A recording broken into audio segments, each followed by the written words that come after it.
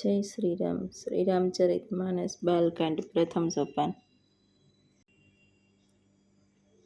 કુસંગના કારણે ધુમાડો મેષ બને છે, તે જ ધુમાડો સુસંગતથી સુંદર શાહી બની જાય, પુરાણ લખવામાં કામ આવે છે. અને તે જ ધુમાડો જળ, અગ્નિ અને પવનમાં સંગથી વાદળ બને છે, જગતને જીવન આપનાર બની જાય છે. ગ્રહ, ઔષધ, જળ અને વાયુ, અસ્ત્ર આ બધા જ કુસંગ અને સુસંગ પામીને સંસારમાં સારા અને નરસા પદાર્થ બની જાય છે. ચતુર અને વિચારશીલ પુરુષો જ આ વાતને સમજી શકે છે.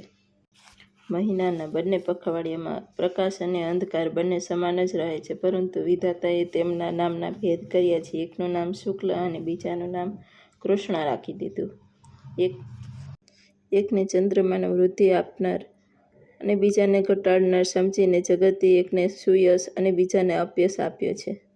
જગતમાં જેટલા જડ અને ચેતન જીવો છે, બધાને રામમય જાણી હું તે બધાના ચરણો કમળોની સદા બંને હાથ જોડી વંદના કરું છું.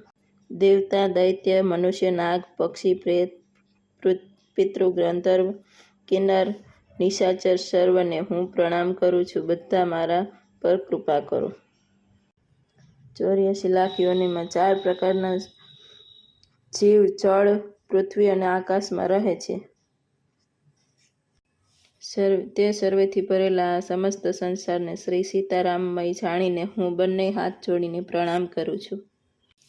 મને પોતાનો દાસ જાણીને દયાની ખાણરૂપી સર્વે મળીને કપટ ત્યજીને કૃપા કરો. મને પોતાના બુદ્ધિ બળ પર વિશ્વાસ નથી, એટલે હું સૌને વિનંતી કરું છું. હું શ્રી રઘુનાથજીના ગુણોનું વર્ણન કરવા ઈચ્છું છું, પરંતુ મારી બુદ્ધિ ઓછી છે અને શ્રી રામજીનું ચરિત્ર અગાધ છે. તે માટે મને કાવ્યના એક પણ ઉપાય અને અંગનું જ્ઞાન નથી. મારું મન અને બુદ્ધિ દરિદ્ર છે, પરંતુ મનોરથ રાજાનો છે.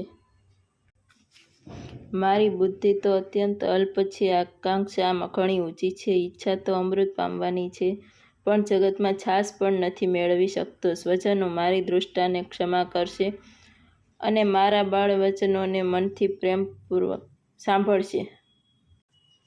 જેમ બાળક જ્યારે તોતડા વચન કહે છે તો તેના માતા પિતા તે પ્રસન્નચિત્તથી સાંભળે છે, પરંતુ ક્રૂર, કુટિલ અને ખોટા વિચારવાળા લોકો, જે અન્યોના દોષોને જ ભૂષણ રૂપે ધારણ કરનારા છે, અર્થાત જેમનો પારકા દોષો પ્રિય લાગે છે, તેઓ હસે છે.